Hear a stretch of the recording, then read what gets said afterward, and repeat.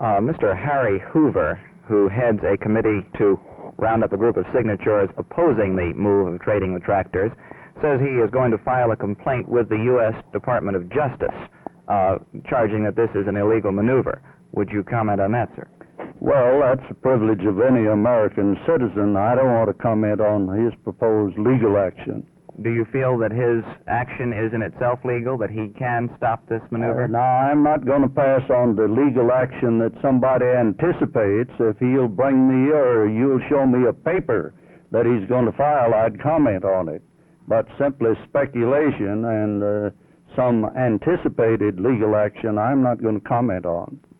Do you feel that the current situation with Castro asking for either any one of the three members of the committee to come to Cuba to finalize negotiations, now that they have refused to do this, do you feel that this will negate the deal?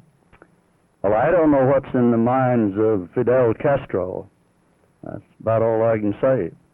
Do you feel that Mrs. Roosevelt, Mr. Reuther, and Dr. Eisenhower were right in refusing to go to Cuba? I certainly do, and that is a decision of the committee, because the offer was plain and definite and certain.